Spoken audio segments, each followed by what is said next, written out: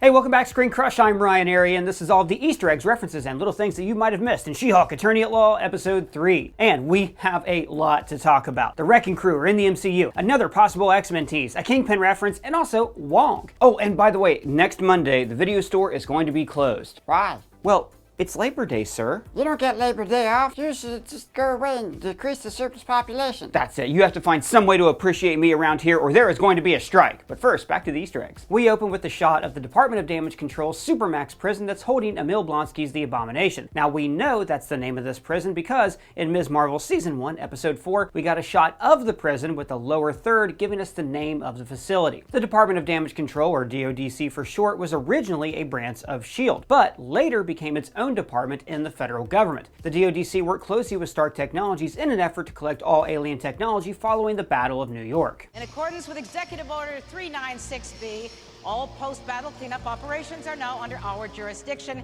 Thank you for your service. We'll take it from here. The DODC has now become more of a federal law enforcement agency focusing primarily on superhumans.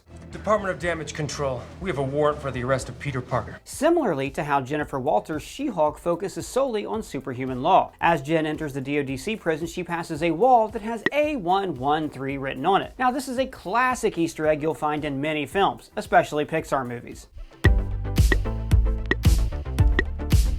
California Institute of the Arts alumni such as Tim Burton, John Lasseter, Michael Peraza, and Brad Bird have included A113 in many of their projects because A113 is a reference to the classroom numbered A113 that was used for graphic design and animation. We now see Jen confront Emil over leaked footage showing that he escaped prison as the Abomination, then fought in an underground cage fight. Now, this is of course the same cage fight that we saw take place in Shang-Chi. What you say? Blonsky tells Jen that breaking out of prison was never his idea. And his name is Wong. And then Jen's paralegal, Nikki Ramos, tracks Wong down on the internet. She finds out that he's currently the Sorcerer Supreme in New York, formerly a librarian at the Karmitage Library in Nepal for 11 years, and then this one. I mean, who knew Karmitage had a target? That's amazing. We're not savages. Hey, I was thinking about what you said, and I got you something to show I appreciate you. A promotion? Even better. This. Oh my gosh, an established title certificate that gives me the title of Lord or Lady. Doug, thank you. You're welcome. Now tell everyone what it is. All right, so Established Titles is the sponsor of this video, and they allow you to purchase 1 square foot of land in Scotland, which makes you a Scottish landowner. And according to Scottish custom, this allows you to have the title of Lord or Lady. My land is on a private nature reserve in Edelston, and my purchase protects their woodlands. See, that's the cool thing about this certification. It's not just a novelty gift, it helps to protect the woodlands of Scotland. With every order, Established Titles plants trees all over the world through their charity partners One Tree Planted and Trees for the Future. You get this certificate with an official crest and a unique plot number so you can see the exact location of your land. Then you will be allowed to officially change your name to Lord or Lady, and you can have this on your credit cards or plane tickets. It also makes for a great last-minute gift. I mean, just look at some of these reactions. Lord Joel Green. Yes! Lord Kenneth Delane Albert. All right. Hey, look at that. You will be calling me Lord! Right now, Established Titles is running a Labor Day sale, so if you use the code ScreenCrush, you get an additional 10% off any purchase. Established Titles also told me that the first 200 people purchasing a title pack using my link will effectively be next to my plot, or at least within walking distance. So, depending on how many of you want to be a Lord or Lady, we can have our own little ScreenCrush kingdom. So, go to establishedtitles.com/ScreenCrush to get your gifts now and help support the channel. Now back to the Easter eggs. Then, in a fourth wall break, Jennifer says, "This guy busted him out of his prison cell and probably ruined my entire case." I know you can't wait to see Wong. I get it. Now, what I thought was interesting about this fourth wall break is that Jennifer goes from not being familiar with Wong when talking to Nikki to then being very aware of who Wong is when talking to us just a few seconds later. Then she reassures us that this isn't just a cameo show. I mean, look, she must have seen our cameo video. Well, except Bruce. And Blonsky. And Wong. Now, I think that Jen's cameo commentary may actually be implying that we are going to be seeing quite a few more cameos throughout the series. We already know that Daredevil is on the way, and later on in this video, we'll be talking about what we believe may be a reference to the KINGPIN. Now, this kind of fourth wall breaking is a little different from what we've seen in the show so far. So far, Jen has mostly talked about her own life. I'll spend the rest of the year worrying about what I just said. But now she's talking about the show she's in, kind of more like Deadpool does. Well, That's just lazy writing. This is way more in line with her 80s comic book, when she appealed to the creators to write better stories and used comic gutters as shortcuts to teleport around the Marvel Universe. During the Los Angeles Now News, the bottom of the chyron shows a headline that reads, "Superpowered influencer Titania speaks out about her latest legal trouble, confident her legal team will make it go away." Titania is, of course, the superpowered individual that She-Hulk faced off against in the episode 1 of this series. Who the hell are you? This photo of Tim Roth's and Emil Blonsky is from the production of the second ever MCU film, 2008's Incredible Hulk. And I dusted it off. Got him doing serious work again, bold work. So, in a quick transition between different online news segments, we see suggestions for other She-Hulk videos. She-Hulk not real, theory. She-Hulk hoax, the truth about so-called She-Hulk. How come none of our videos are in there? Hello, darkness, my old friend. We then cut to a search engine where we can see a search for your mom. Then we cut to a slew of social media posts brilliantly mimicking the real-world mouth breathers who despise She-Hulk for daring to be a woman. So we gotta have affirmative action with superheroes. No more female superheroes, please. Why are you turning every superhero into a girl? No one asked for that. Why everything gotta be female now? Wow, someone find a reason to cancel She-Hulk. And that's actually a nice meta use of the word cancel because it's used to both in her public career and also to cancel her TV show. So we have a Me Too movement and now all the male heroes are gone. I mean, look, all of this is incredibly silly, considering that out of the 37 MCU projects to date, only 5 of those projects have had a female lead. 6 if you count the Eternals. We then hear someone on social media say that he'd smash She-Hulk. I don't know about y'all, but I'd smash. Now this is a reference, of course, to the iconic Hulk catchphrase. Hulk! Smash! And also the subjectification of women in the real world that this series is commenting on. What does smash mean? I'll tell you when you're older. We then cut to an interview with Gideon Wilson, who is revealed to be the prosecutor who put Emil Blonsky in prison. Now, Gideon Wilson is a character from the comics who first appeared in World War Hulk Gamma Corps #1 in July of 2007. In the comics, he's also the brother of Sam Wilson's The Falcon. And I want to quickly mention an Easter egg from last week. That's the firm's name, GLKH. It's a reference to Marvel's original owner, Martin Goodman, Stan Lee original name Stanley Lieber, and Jack Kurtzenberg, the birth name of Jack Kirby. Later, we see that Dennis Bukowski, Jen's chauvinistic former colleague from her time at the DA's office. There's a hot chick over there. I'm gonna go talk to it. He's been defrauded by a shape-shifting light elf from New Asgard who pretended to be Megan Thee Stallion. Sorry, you thought you were dating Megan Thee Stallion? A multiple Grammy Award winner megastar Megan Thee Stallion? By the way, I've filmed Megan Thee Stallion several times for XXL Freshman, and she's great. Total badass. Yeah, it's good to know. You can tell. You can tell she's really good. She is. She totally is. So then, Mallory Book enters the room. She's a character from the comics who first appeared in Dan Slott's 2004 She-Hulk #1. She's a former beauty queen who is nicknamed the face who never lost a case. Now, eventually, she blames Jen for an accident to put her in a wheelchair, so Mallory begins to represent supervillains just to irritate Jennifer. I'm really hoping we get to see that rivalry play out in this series. Also, notice that the pattern on her dress is a lot of straight black and white lines, much like the photos hanging around the office. It's a subtle way to indicate that Mallory kind of sees this as her turf, that she is more a part of this firm. And then enters Wong. Miss Walters, I received your message. Now, Wong's excuse for cage fighting seems very, very flimsy to me. Because I required a worthy opponent as part of my training to become Sorcerer Supreme. Because we think that Wong is not telling the truth. According to Doctor Strange in Spider-Man No Way Home, Wong became the Sorcerer Supreme when he blipped for 5 years. He got it on a technicality because I blipped for 5 years. Oh. If that's the case, then Wong would have already become the Sorcerer Supreme prior to the events of Shang-Chi, which took place well after everyone blipped back. Maybe you'll start controlling those punches like we practiced.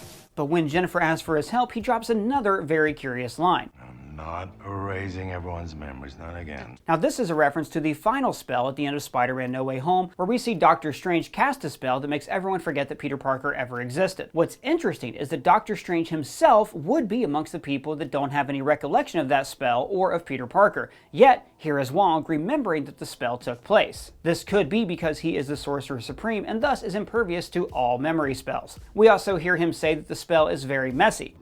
Very messy, believe me.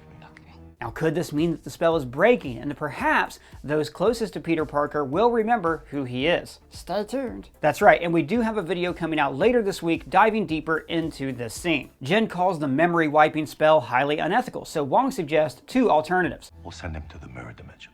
I don't know what that is, but no. Shadow dimension? The mirror dimension is a dimension that we've seen used many times by Doctor Strange in his own films, as well as in Avengers Infinity War and Spider-Man No Way Home. The mirror dimension is a parallel dimension to that of our own. The Ancient One said in the first Doctor Strange film that the mirror dimension is used for training, surveillance, and sometimes containment of threats. Now, when Wong says the shadow dimension, he's likely referring to the dark dimension that we've seen before in the first Doctor Strange film when it was being ruled by Dormammu. Dormammu? I've come to bargain. Another possibility is that he is referring to the Shadow Realm that we saw in Thor: Love and Thunder, a planet of infinite darkness, but I think it's way more likely that he means the Dark Dimension. We then cut to Pug, who has been assigned to Dennis Bukowski's case. When researching the Light Elf impersonating Megan Thee Stallion, you can see a recommended video titled Iron Man 3's Honest Review. Now, this is a reference to the Iron Man 3 shoe that we saw in a laptop ad in the last episode. When Jen approaches the DODC prison for Blonsky's hearing, a reporter asks, "Is it true you were rejected by the Avengers?" which another reporter hears and then repeats. Jennifer Walters, also known as She-Hulk, rumored to have been rejected by the Avengers. This is a social commentary on the state of false rumor-based reporting in today's clickbait-centric news, whether it be politics, entertainment, or just celebrity drama. At the trial, we see that the case is numbered 43274838. Now, I couldn't find any significance to this number other than the fact that when you type 432748 into a color hex grid, it does generate the color purple. Purple, of course, being Hulk and She-Hulk's signature color of choice. It really makes that green skin pop. Oh, shut up, you're colorblind. Stop acting like you know things. Hello, darkness, my old friend. On this docket, you'll see the name Amy Chance listed as a librarian. Amy Chance is the production supervisor for the She-Hulk series as well as the series Loki. We then learn that Blonsky leads daily meditation and yoga sessions for other prisoners, similar to how Hulk was teaching Jen to practice meditation and yoga in the first episode of She-Hulk, and how Bruce learned to control the other guy with meditation in The Incredible Hulk. When Wong finally arrives, he asks, "Have you ever heard of a kumite?" And that is a form of freestyle fighting in the martial arts. Back at the Megan Thee Stallion trial, we learned that Runa the Light Elf is the daughter of an elf diplomat in New Asgard. Now, this likely means that she was originally from the realm Alfheim. That's the realm of the Light Elves, just like the Dark Elves were from the realm of Svartalfheim.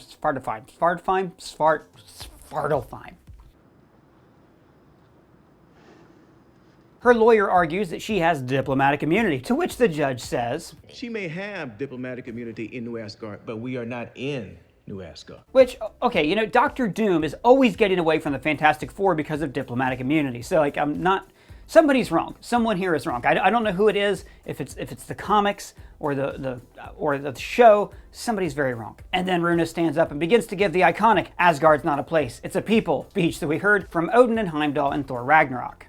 Asgard's not a place, it's a people. And I love the judge's response. Thor's inspirational speeches are not admissible in court. Now, this could be a gag, or maybe this isn't the first time a shady Asgardian tried to wiggle out of legal trouble by using the Ragnarok speech. Now, notice this, the way she transforms. With this rippling energy is like Loki's transformations.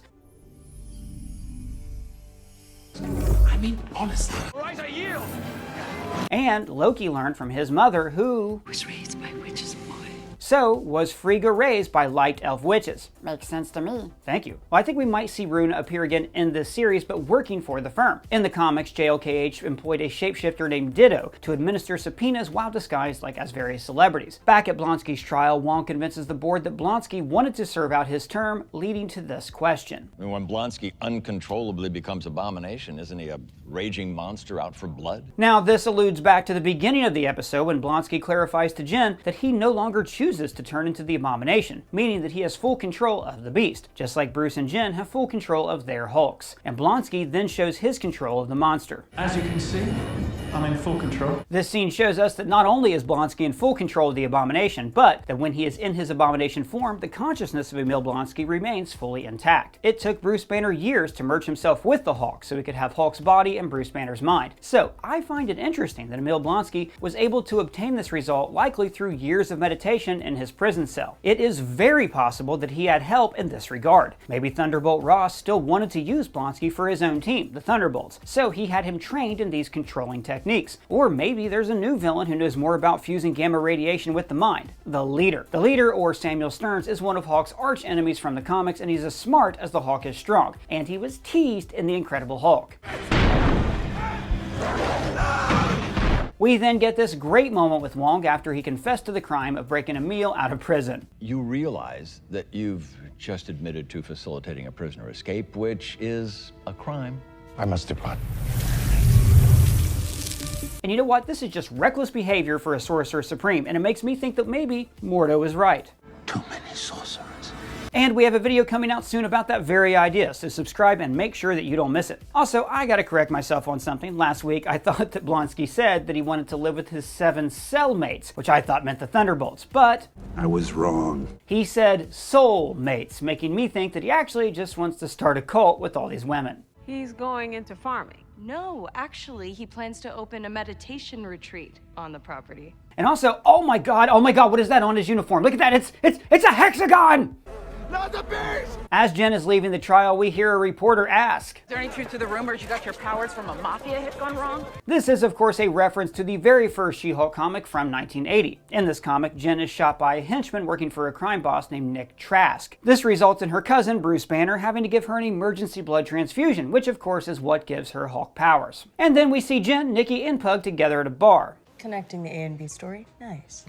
And by the way, if Pug looks familiar to you, maybe you know the actor Josh Segarra from Arrow, where he played Adrian Chase, a character who also appeared in Peacemaker. Look, hey, I'm begging you, will you please, just look at my crotch, come on.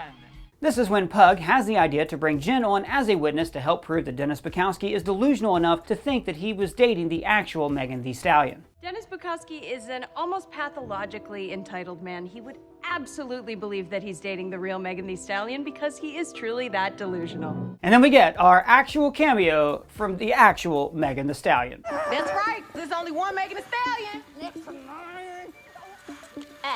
As Jen, Pug, and Dennis are leaving court, we hear Dennis say that he wishes there could be a way to remove the elf's powers so she can't victimize anyone else. Jen then breaks the fourth wall again and says, Oh, did Dennis Bukowski just give me an idea? That will stay between us. Now, while this may seem like a simple throwaway line setting up Blonsky's inhibitor, preventing him from turning into the Abomination, I feel like this might be hinting at something bigger. The DODC is becoming more and more antagonistic in the MCU. I'm beginning to feel like we're on the verge of all enhanced individuals throughout the MCU being treated the way mutants were treated in the comics, animated series, and the Fox X-Men films, treated as second-class citizens who are viewed as a danger to society. I could see future MCU projects introducing a mass movement within the MCU that supports putting inhibitor chips in all enhanced people, as well as forcing them to register as an enhanced person. So with the X-Men on their way to the MCU, they would be the perfect set of characters to be part of this battle between enhanced and non-enhanced individuals. Maybe we're going to see the MCU qualify mutants as any superhuman individual, and perhaps the term mutant will be a derogatory phrase cast upon superhumans by the people seeking to oppress them, a scare word thought up in some think tank to turn the general public against superheroes. The fuzzball's a mutant. And this inhibitor technology was actually developed by Bruce Banner because it's what he wears in the first episode to remain in human form. I made this little device which keeps me in human form. Anyway, Blonsky is then granted release from prison on the condition that he wear an inhibitor preventing him from ever turning into the Abomination again. But I still think that we're going to see this character coming up soon. Thunderbolts! You're darn right. So Jen gives a post-trial interview, and as they segue into a commercial, we hear the news anchor say, When we come back, She-Hulk shares her diet and exercise secrets. I'm sorry, what? Now this is a reference to how many female actors, such as Scarlett Johansson in her role as Black Widow, are often asked very personal, inappropriate questions about their diet, exercise, and wardrobe. Are you able to wear undergarments? You're like the fifth person that's asked me Well, no, that because What is going on? And when Jen is walking home, she is jumped by the Wrecking Crew. I got her! And I liked how Jen, just for a second, forgot that she could Hulk out. Oh, wait. Now, the Wrecking Crew, great villains from the comics, consist of Bulldozer, Wrecker, Piledriver, and Thunderball. She-Hulk asks if they robbed an Asgardian construction worker, and they say, yeah. So, in the comics, when the Wrecker disguised himself as Loki, the Norn Queen, Karnilla, imbued him with Asgardian powers. Wrecker then shares these powers with the rest of his crew. As Jen is wiping the floor with the Wrecking Crew, we see Thunderball attempt to pierce Jen's skin with a needle and extract a blood sample. But Jen is in her She-Hulk form and the needle bends on impact. As they run away and get back in their van, Thunderball says he didn't get the blood, and Wrecker replies, Damn it! Boss is gonna be mad. So this has us wondering who this mysterious boss could be and why do they want She-Hulk's blood. We have a video coming out later this week theorizing that it could in fact be the Leader, a supervillain teased in the 2008 Incredible Hulk that is never followed up on. But another option is the big man himself, Wilson Fisk Kingpin. We've seen the Wrecking Crew work for Wilson Fisk before in the comics, and with Daredevil's involvement in the She-Hulk series, as well as our theory that Kingpin might be the big bad for a culmination event with all the MCU Disney Plus series, we think that he may be the one trying to get his hands on Jennifer's blood. But why? Well, that's a good question. So we've speculated before that Kingpin's newfound super strength that we saw in Hawkeye might be from him getting his hands on some super soldier serum. So I doubt he's looking to turn himself into a Hulk, but I wouldn't be surprised if he's looking to build an army of Hulks that he can take control of and use to take on any superhero that stands in his way. And to close out the episode, after the credits, we get a scene with She-Hulk and Megan Thee Stallion. She-Hulk is signing Megan on as a new client, and Megan is likely suing Runa, the Light Elf, for impersonating her. And then we get this scene. I'm sure the internet's gonna have fun with that. Well, that's all the Easter eggs that we found, but if you found any, let us know in the comments below, or you can @me on Twitter. And if it's your first time here, be sure to subscribe, smash that bell for alerts. For ScreenCrush, I'm Ryan Airy.